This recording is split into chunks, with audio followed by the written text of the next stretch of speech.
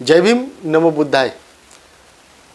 आता आपण पाहतात की इलेक्शन च्या सर्व गडबडीमध्ये अनेक असे उमेदवार आहेत आणि त्यांच्या निवडणुकीच्या धामधुमीमध्ये आपण आता वंचित बहुजन आघाडी जे वडगाव शेरी विधानसभेमधून अधिकृत उमेदवार विवेकजी लोंढे यांच्यासोबत आपण आहोत आणि यांची आज मुलाखत घेणार आहोत.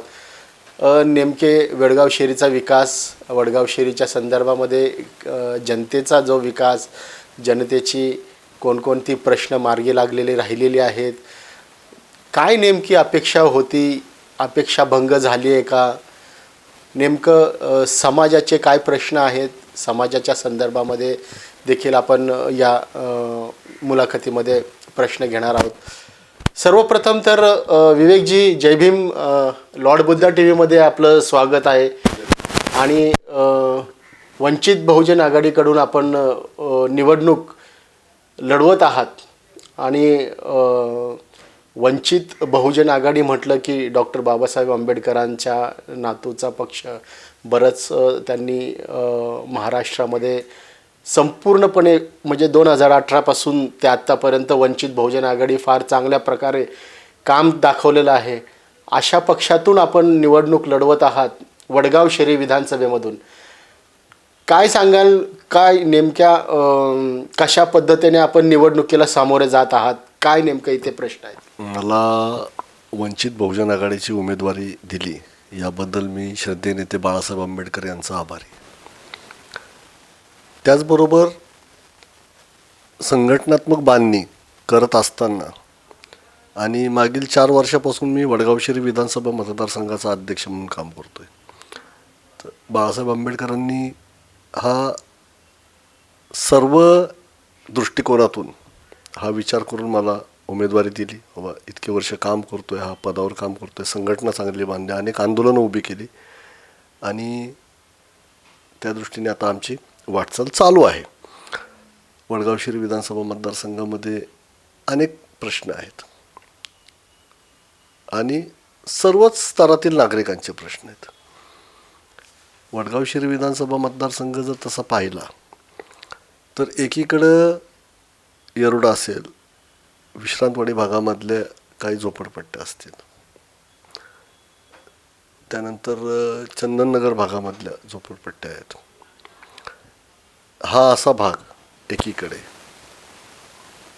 एकीकडे मध्यम वर्गातला भाग जो धानोरी प्रॉपर वडगाव शेरी भागात जी गुंठ्याने घरं घेऊन बांधलेत ती लोक, आणि दुसरीकडे कल्याणीनगर, विमाननगर सारख्या उच्चभ्रू सोसायट्या. हा असा सर्व मिक्स मतदार आहे इथं. आणि या मिक्स मतदारांच्या प्रत्येक घटकाच्या ह्या वेगवेगळ्या अपेक्षा आहेत.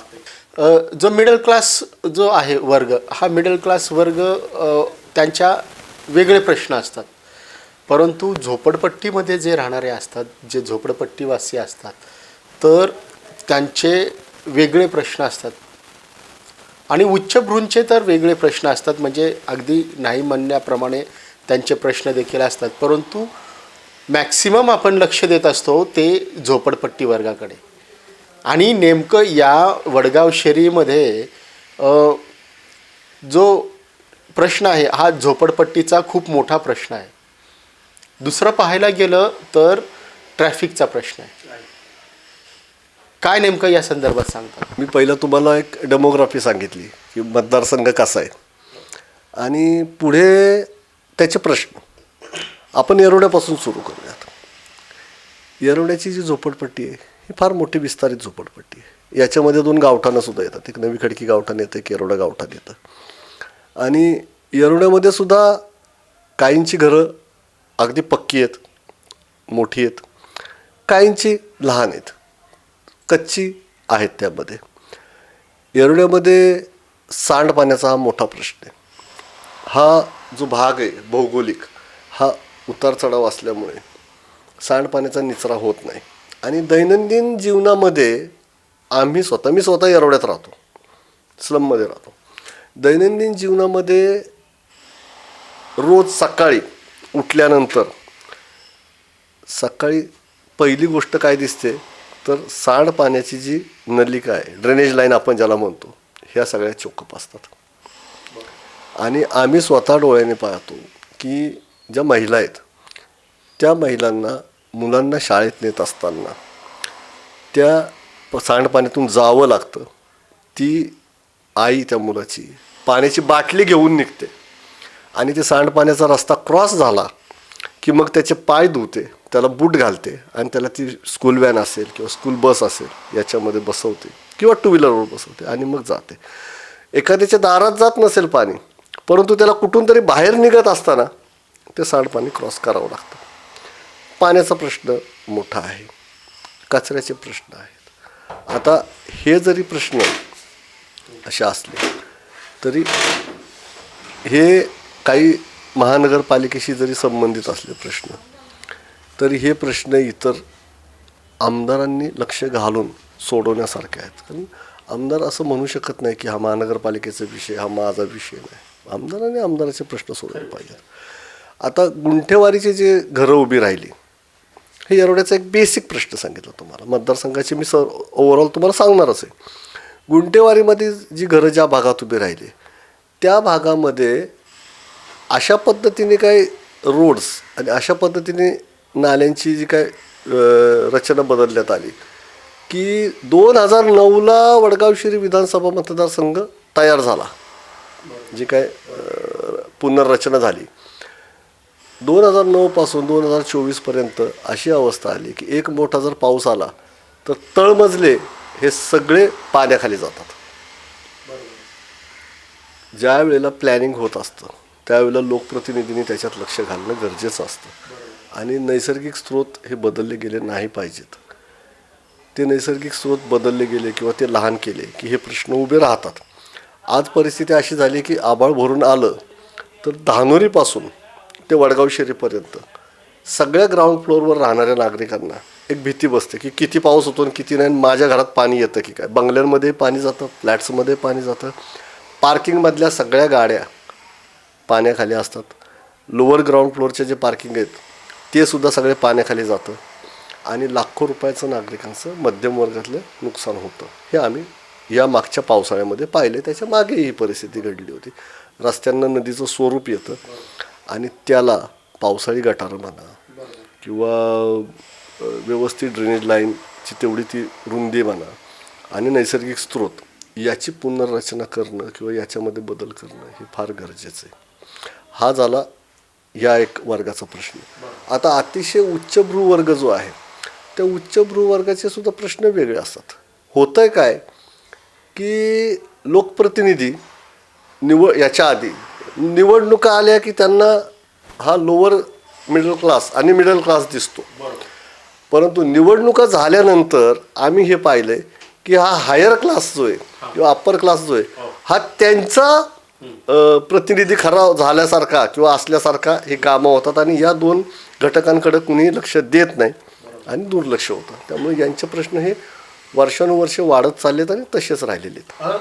आपण तसं पाहायला गेलं तर पावसाचा मुद्दा आपण काढला, त्या अनुषंगाने एक प्रश्न विचारतो की वडगाव शेरी विधानसभेमधून एक मुळा मोठा नदी जे जाते आहे आणि या येरोडा भागामध्ये इतकी मोठी ती नदी होती आधी आपण पाहिलेली आहे, परंतु सुशोभीकरणाच्या नावाखाली नदी पात्राचं अगदी छोटंसं पात्र ठेवलेलं आहे त्याच्यामध्ये. तर याच्यामध्ये काय तुम्हाला वाटतं की करायला हवं होतं की नव्हतं करायला होतं, की काय नेमकं त्या नदीचं काय करायला हवं होतं? खरं तर नद्यांचं संवर्धन झालं पाहिजे, नद्या सुशोभित असल्या पाहिजेत, परंतु त्याचं पात्र तुम्ही लहान करता कामा नये. आता जो आपल्या भागामध्ये आपण पाहतो पुलावरून जाताना वगैरे किंवा नदीच्या कडेने जाताना दिसतो की दोन्ही बाजूनी जवळजवळ 50-50, 60-60 फूट ही नदी त्यांनी लहान केली. त्याचा परिणाम असा होणार आहे की भविष्यामध्ये एखादा मोठा जर पाऊस झाला किंवा पावसाळा मोठा झाला, 2-3 वर्षापूर्वी तशी परिस्थिती झाली होती आणि जर धरणातून पाणी त्याच वेळेला सोडावं लागलं तर याचं रिपकर्शन किंवा याचा परिणाम असा होणार आहे की पुणे शहरामध्ये पेठांमध्ये पाणी घराघरात जाईल. नागझरी आपण ज्याला म्हणतो ते पाणी दांडेकर पुलापर्यंत आणि तसं ते पुढं कात्रचं तो असा फ्लो आहे. ते सगळं दांडेकर म्हणजे अख्ख्या पेठा शनिवार पेठेपासून ते कसबा पेठ आणि ह्या पुढच्या सगळ्या पेठा जाऊन ते दांडेकर पुलापर्यंतची सगळी घरं म्हणजे अख्खं शहर पाण्याखाली जाऊ शकतं ही भीती आहे. तर हा प्रकल्प जो आहे सुशोभीकरण करा, परंतु नदी अरुंद करू नये ह्या मताचा मी आहे. पाण्याचे प्रश्न आपण बरोबर घेतलेले आहोत, परंतु एक महत्त्वाचा असा प्रश्न आहे की जो झोपडपट्टीवासियांचा जो प्रश्न असतो सर्वात महत्त्वाचा म्हणजे, आणि पुणे शहरामध्ये मेट्रो आल्या कारणाने अनेक मेट्रोच्या जवळपासचे झोपडपट्ट्या ह्या संपूर्ण उठवण्याचं काम सध्या सुरू आहे. आणि या झोपडपट्ट्या उठवून शहराच्या बाहेर या झोपडपट्टीवासियांना विस्थापित करण्याचं काम चालू आहे. अनेक वर्षापासून म्हणजे पुणे वसत असताना तेव्हापासूनची लोक इथे या झोपडपट्टीमध्ये वास्तव्यास असताना देखील यांना पुणे शहराच्या बाहेर काढतायत. काय तुम्हाला वाटतं या संदर्भात, कसं वाटतं? झोपडपट्ट्या ज्या बसल्या ना त्याला एक फार मोठा इतिहास आहे, म्हणजे त्याला स्वातंत्र्यपूर्व काळापासूनचा इतिहास आहे. बाबासाहेब आंबेडकरांनी जेव्हा आव्हान केलं की खेडी सोडा आणि शहराकडे चला तुमचा विकास होईल, त्या सगळ्या बहुजन समाजाला होतं. कारण गावामध्ये शेती नव्हती, जमीन नव्हती किंवा कामही नव्हतं. शहरात या, शहरात शिक्षण आहे आणि इथं कुणी जात बघत नाही शहरात, त्यावेळेची ती परिस्थिती होती असं बाबासाहेब. आणि तुम्हाला रोजगाराच्या संधी आहेत, विकासाची संधी आहे मोठी. आणि त्यावेळेला मोठ्या प्रमाणात जो बहुजन समाज आहे तो मागासवर्गीय समाज आहे, तो गावं सोडली आणि पुणे मुंबईसारख्या शहरात येऊन बसला. सरकारी जमिनी होत्या, त्या सरकारी जमिनींवर त्यांनी घरं थाटली, अतिशय हाल अपेष्टा काढल्या. स्वातंत्र्यानंतर ते तिथंच होते, पिढ्या पिढ्या गेल्या त्याच्यात, आज अनेक पिढ्या राहिल्यात त्याच्यामध्ये. आणि नंतर काय झालं की ह्या ज्या काही झोपडपट्ट्या आहेत ह्या प्राईम लोकेशनला आल्या. ह्या प्राईम लोकेशनला आल्यानंतर एक बिल्डर पॉलिटिशियन निक्सस तयार झालं, आपण त्याला निक्सस म्हणू. आणि हे बिल्डर पॉलिटिशियन निक्ससच्या हे लक्षात आलं की ह्या प्राईम ज्या वस्त्या आहेत ह्या प्राईम वस्त्यांवर आपण काहीतरी करता येईल. आणि त्याच्यातून SRAचा जन्म झाला. श्रद्धेय नेते राष्ट्रीय अध्यक्ष वंचित बहुजन आघाडीचे बाळासाहेब आंबेडकर यांची भूमिका नेहमीच SRAच्या बाबतीत नकारात्मक आहे. कारण आज तुम्ही काय करताय, SRA काय करतंय की त्याची भुई घेतं, भुई म्हणजे जमीन, त्या झोपडीधारकाची जमीन घेतं आहे आणि त्याला कुठेतरी वर मजल्यावर एक 300 फुटाचा ब्लॉक देतं आहे. परंतु आमच्याकडं परिस्थिती अशी स्लममध्ये की खाली समजा त्याचं 10x15चं झोपडं आहे, तो काय करतो, पैसे आले की एक 10x15चं घर बांधतो, त्याच्यावर अजून एक मजला चढवतो, तिथं मोठा मुलगा राहतो, त्याचाही प्रपंच असतो, त्याच्यावर एक अजून मजला चढतो, धाकटा मुलगा राहतो, एक कुटुंब अख्खं त्याच्यात सेटल होतं. हे एका घराला एक घर देतात, 300 फुटाचा ब्लॉक देतात, बाकीच्यांनी करायचं काय त्याच्यात. आणि हे पुन्हा काय होतं म्हणजे ज्या आडव्या झोपडपट्ट्या होत्या त्या उभ्या झोपडपट्ट्या केल्यात विकासाच्या नावाखाली, परंतु तो झोपडपट्टीचा विकास नाही आहे, तो इथल्या गोरगरिबांना बहुजनांना विस्थापित करायचा तो डाव आहे. आणि आमचा SRAला कडाडून विरोध आहे आणि तो विरोध आम्ही कायम SRAला करत राहणार. कारण इथल्या झोपडपट्टी धारकाच्या हक्काची जमीन तुम्ही घेताय आणि त्याला एक ब्लॉक देताय, ते योग्य नाही. त्याच्या आधी तुम्हाला सांगतो की काही वर्षापूर्वी BSUPच्या अंतर्गत INSAT 2 ही योजना आली आहे. त्याच ठिकाणी त्या घरमालकाला, झोपडपट्टी धारकाला घरं बांधून देण्यात आली. त्याचाही शेअर होता, राज्याचा होता, महानगरपालिकेचा होता, केंद्राचा शेअर होता आणि ती योजना ही योग्य होती. परंतु SRA राबवणं हे याला आम्ही नेहमीच विरोध करणार. बरोबर. SRAच्या संदर्भामध्ये आपण सांगितलं तर याच्यामध्ये जे बिल्डर लॉबी असते आणि जे स्थानिक नेते आहेत या दोघांच्या संगनमताने यांचे खिसे भरले जातात आणि जे गोरगरीब असतात तर यांना जो आहे म्हणजे जैसे थे असा प्रकार आहे. तर आपण दुसऱ्या प्रश्नाकडे वळूयात. खरं पाहायला गेलं तर वडगाव शहरी विधानसभा ही पहिल्यापासून अगदी निवडणूक जाहीर झाल्यापासून चर्चेत आहे आणि अशा चर्चेत असलेल्या विधानसभेमध्ये एकीकडे महायुतीचे सुनील टिंगरे जे विद्यमान आमदार राहिलेले आहेत आणि दुसरीकडे महाविकास आघाडीचे बापूसाहेब पठारे हे देखील काही काळापूर्वी आमदार राहिलेले आहेत. आणि अशा बलाढ्य दोन व्यक्तींच्या समोर तुम्ही उभे ठाकलेले आहात, कशा पद्धतीने या विधानसभेकडे पाहताय, कशा पद्धतीने ही लढत देणार आहात, थोडंसं आम्हाला सांगा. वडगाव शहरी विधानसभा मतदारसंघ तसा राजकीयदृष्ट्या अनेक कारणांनी चर्चेत आहे. अनेक गोष्टी आहेत.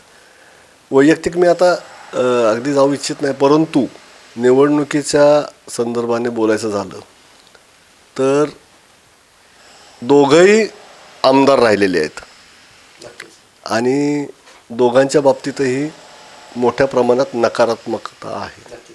आता बलाढ्य तुम्ही म्हणताय तर बलाढ्याची क्रायटेरिया अनेक आहेत. म्हणजे कुणी आर्थिकदृष्ट्या सक्षम असतं, कुणी शारीरिकदृष्ट्या बलाढ्य असतं, कुणी समाजामध्ये काम करत असताना समाज त्याच्या मागे असतो त्या दृष्टीने बलाढ्य असतो. आता फरक असा आहे की मी म्हणतो ही तुल्यबळ निवडणूक आहे.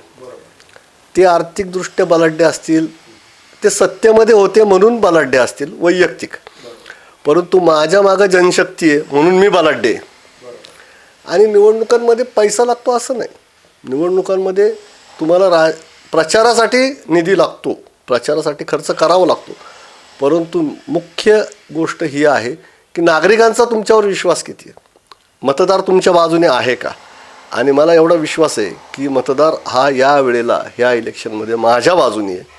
मला दिसतो, मी जेव्हा फिरतो तेव्हा मला दिसतो, कारण मी 4 वर्ष झाले मागचे मी कार्यकर्ता म्हणून दुचाकीवर अख्खा मतदारसंघ पालथा घातला आणि मी फिरत असताना मला दिसतो हा माझा मतदार आहे. माझ्या विरोधकांना असा प्रश्न आहे की तुम्हाला तुमचा मतदार खरंच दिसतो का. मी त्याचं उत्तर दिसतं की त्यांना त्यांचा मतदार दिसत नाही. त्यांना दिसतोय तो मतदारसंघ फक्त, आणि हे कसे निवडायचे, आता मतदार कसे आपल्या बाजूने करायचे हे दिसतंय. आम्हाला आमचा मतदार दिसतोय आणि आम्हाला माहिती आहे की आम्ही बलाढ्य आहोत मतांच्या दृष्टीने. तर ही एक मोठी फळी आहे आणि त्यांचा मित्र परिवार देखील खूप मोठा आहे, कारण विद्यार्थी दशेपासूनच ते आंबेडकर चळवळीशी निगडीत आहेत आणि मित्रांच्या परिवारामध्ये देखील खूप त्यांचे जवळीक आहे हे आपल्याला माहीत आहे. परंतु आत्ता ज्या वडगाव शहरी विधानसभेमध्ये एक महत्त्वाचा प्रश्न असा आहे की वैद्यकीय क्षेत्रामध्ये अनेक इतके अडचणी आहेत, इतक्या अडचणी आहेत. आणि दुसरीकडे शैक्षणिक क्षेत्राच्या बाबतीत जो निर्णय राज्य सरकारने, केंद्र सरकारने घेतला होता तो पुन्हा जनतेच्या कारणास्तव त्यांनी मागे घेतला. परंतु भविष्यामध्ये असे काही निर्णय होऊ शकतात, परंतु या प्रश्नांवरती कसं करता येईल किंवा वैद्यकीय क्षेत्राच्या संदर्भात तुम्हाला काय करता येईल. शैक्षणिक आणि वैद्यकीय क्षेत्राच्या बाबतीत आपण बोलूयात. पहिलं शैक्षणिकवर बोलतो. मतदारसंघामध्ये मोठ्या प्रमाणात शिक्षण संस्था आहेत, महानगरपालिकेच्या शाळाही आहेत. काय झाले काही मागच्या काळात की महानगरपालिकेच्या शिक्षणाचा दर्जा हा हळूहळू थोडासा त्यांनी स्लो डाऊन केला आणि त्याच्या कारणास्तव पालक आता प्रयत्न करतात की खाजगी शाळेत माझा मुलगा गेला पाहिजे. खाजगी शाळाही आहेत. माझा प्रयत्न असा असेल, सर्वप्रथम तर जाहीरनाम्यामध्ये श्रद्धेनेते बाळासाहेब आंबेडकरांनी हे जाहीरच केलं आणि पहिल्यापासून बाळासाहेब आंबेडकरांची भूमिका आहे की KG to PG एज्युकेशन हे फ्री असलं पाहिजे. हे बघा, माणसाची गरज काय आहे, त्याचं प्रपंच जेव्हा थाटतो तेव्हा त्याला मुलं होतात तर पहिलं त्याच्या डोक्यात असतं याचं शिक्षण. आणि ते शिक्षणाची गरज त्याची एकदा भागली की तो बऱ्यापैकी निवांत होतो. राज्य शासनामध्ये असताना किंवा समजा उद्या विधिमंडळात गेल्यानंतर जर शिक्षणविरोधी काही भूमिका आली तर 100% वंचित बहुजन आघाडी म्हणून मी त्याचा विरोध करणार. चुकीची भूमिका असेल तर आणि गोरगरीब जनतेच्या विरोधात भूमिका असेल तर मतदारसंघामध्ये आम्ही हा प्रयत्न 100% करणार की जास्तीत जास्त पुणे महानगरपालिकेच्या शाळा आहेत, काही ग्रामपंचायत आहेत, तिथं जिल्हा परिषदेच्या शाळा आहेत, त्या ठिकाणी जो शाळेचा दर्जा आहे हा अतिशय उच्च असा ठेवण्याचा आम्ही प्रयत्न करू. खाजगी शाळांपेक्षाही जास्त चांगला दर्जा ठेवण्याचा प्रयत्न, त्याला अनेक मार्ग आहेत. त्याला आमदारांचा निधी असतो, शैक्षणिक विभागाचा निधी असतो, अनेक संस्था पुढे येतात, करणारा पाहिजे. आणि शिक्षण KG to PG हे कशा पद्धतीने वडगाव शहरी मतदारसंघामध्ये तरी आम्हाला उपलब्ध करून देता येईल विनामूल्य, हा आम्ही प्रयत्न करू. त्यानंतर आरोग्यविषयक बोलताना 5,00,000 मतदारसंख्या असणारा हा 4,97,000, 5,00,000 मतदारसंख्या असणारा हा मतदारसंघ आहे. आणि जे मतदार नाहीत, जे मायनर आहेत, असे 2,00,000 तरी किमान आहेत. म्हणजे 7-7.5 लाख लोकसंख्या असणारा हा मतदारसंघ आहे. त्याला एक जनरल हॉस्पिटल ससूनच्या धर्तीवर असणं अनिवार्य आहे. आणि त्या पद्धतीने जनरल हॉस्पिटल ससूनच्या धर्तीवर उभं करण्याचा आम्ही यशस्वी प्रयत्न करू. फक्त प्रयत्न नाही तर यशस्वी प्रयत्न करू. त्याचबरोबर जे आरोग्य केंद्र आहेत, महानगरपालिकेतर्फे आरोग्य केंद्र चालवली जातात, ती आरोग्य केंद्र अद्ययावत करून त्या ठिकाणी डायग्नोसिस, रोगनिदानाची व्यवस्था आहे, ही स्वस्तातल्या स्वस्तात. एक एक्सरे काढायचं म्हटलं तरी आज 1,000 रुपये लागतात. डायग्नोसिस होत नाही म्हणून त्याचं ट्रीटमेंट होत नाही पेशंटचं. बऱ्याच वेळेला हे लक्षात येतं, लोक टाळतात. आणि मग डायग्नोसिस सेंटर एक चांगलं स्वस्त किंवा मोफतचं असेल, आणि त्याबरोबर एक जनरल हॉस्पिटल आणि आरोग्य केंद्र याचं सक्षमीकरण आम्ही करू आणि चांगली आरोग्य सुविधा नागरिकांना पुरवण्याचा आम्ही यशस्वी प्रयत्न. नक्कीच आपण वडगाव शहरी विधानसभा जो आहे, या विधानसभेचा निवडून आल्यानंतर चांगल्या प्रकारे विकास करतालच. एक म्हणजे जनतेसाठी, विधानसभेसाठी, विधानसभेच्या जी जनता आहे या जनतेसाठी काय आव्हान? जनतेला मी, मतदारांना या विधानसभा निवडणुकीमधून असं आव्हान करेन की आपण दर 5 वर्षाला, मागील 15 वर्षात एका उमेदवाराला संधी दिली. इथं उमेदवारांनी परत निवडून आलेला नाही कुठलाही आमदार. मी आव्हान असं करेन की आज वेळ आली आहे की एक सुशिक्षित आमदार असला पाहिजे. जनतेने पहिलं किंवा मतदारांनी पहिलं उमेदवारांचं शिक्षण तपासावं. शिक्षणानंतर त्याचं बॅकग्राऊंड म्हणजे त्याची एक पार्श्वभूमी तपासावी आणि एक विचार करावा की मी माझा प्रश्न घेऊन या आमदारापर्यंत जाऊ शकतो का, तो रिचेबल आहे का. मी तर कुठेही तुम्हाला दिसतो, मी सगळ्यांना दिसतो, तो रिचेबल आहे का, मी त्याच्यापर्यंत पोहोचू शकतो का, मी माझा प्रश्न मांडू शकतो का. कमी प्रश्न मांडायला गेल्यानंतर तोच मला रागवतो की काय, अशी भीती वाटते का. मी निश्चितच सगळ्यांना हे आश्वस्त करू इच्छितो की मी सगळ्यात तुमच्यामधला आहे. तुमच्याबरोबर रोज माझी वाटचाल असते, तुमच्यामध्येच मी फिरत असतो, उठत बसत असतो. माझं शिक्षण स्वतःचं मी डॉन बॉस्को शाळेतून शिकलो आहे. वाड्या कॉलेजमधून मी ग्रॅज्युएशन केलं आहे. AK खान लॉ कॉलेजमधून मी LLB केलं आहे. अशा पद्धतीने मी विधीचा विद्यार्थी असल्यामुळं मला इतका आत्मविश्वास आहे की तुमचे प्रश्न मी विधिमंडळामध्ये चांगल्या पद्धतीने मांडून सोडवू शकतो. ब्युरोक्रेसीसमोर, अधिकाऱ्यांसमोर प्रश्न मांडून कायद्याच्या चौकटीमध्ये त्यांना बसवून मी सगळ्या प्रकारचे प्रश्न सोडवू शकतो. माझं एवढीच इच्छा आहे किंवा एवढंच मत आहे की विचारपूर्वक मतदान करा. योग्य माणूस निवडायचा आहे हे डोक्यात ठेवा आणि विचार करून मतदान करा. वंचित बहुजन आघाडीला मतदान करा. माझं चिन्ह हे गॅस सिलेंडर आहे. EVM मशीनवर 6 नंबरला ते चिन्ह आहे.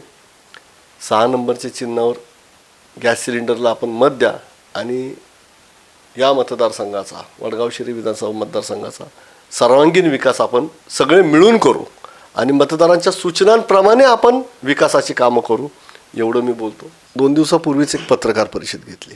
हॉस्पिटलमधून डिस्चार्ज झाल्यानंतर, प्रकृती सुधारल्यानंतर त्यांची पहिली पत्रकार परिषद होती. उमेदवार म्हणून आम्ही त्या पत्रकार परिषदेला होतो. बाळासाहेब आंबेडकरांनी स्पष्ट केलं आहे की ही जी निवडणूक आहे महाराष्ट्रातली, ही आरक्षणाच्या मुद्द्याच्या भोवती फिरणार, तोच मुख्य मुद्दा असणार आहे. आणि SC ST OBC यांच्या आणि VJNT यांच्या आरक्षणावर आता फार मोठी गदा आली आहे. लोकही जागृत झालेत. आम्ही मतदारसंघात फिरत असताना आता लोकही आम्हाला म्हणू लागलेत की आपल्याला आरक्षण वाचवायचं आहे. आम्ही आधी सांगायचो त्यांना. याच्या आधी बाळासाहेब आंबेडकरांनी महाराष्ट्रभर फिरून OBC आरक्षण बचाव यात्राही काढली. आता लोक स्वतः मतदार स्वतः म्हणायला लागले की आम्हाला सुद्धा आरक्षण वाचवायचं आहे, आम्हालाही त्याची जाण आहे आणि म्हणून आम्ही वंचित बहुजन आघाडीबरोबर आहोत. तर आरक्षणाच्या मुद्द्याच्या भोवतीच ही निवडणूक फिरणार आहे, ही फॅक्ट आहे आणि ही दिसून येते. आता यांनी आपल्याला एक असं आव्हान केलेलं आहे, सर्वजण मिळून आपण विकास करूयात आणि नक्कीच आपण विकास करताल ही जनतेची देखील अपेक्षा आहे. लॉर्ड बुद्धा टी व्हीसाठी आपण वेळ दिलात त्याबद्दल खूप खूप धन्यवाद आणि भावी वाटचालीसाठी देखील तुम्हाला हार्दिक अभिनंदन. मी विनोद आव्हाड, आपण पाहत आहात Lord Buddha T V Pune.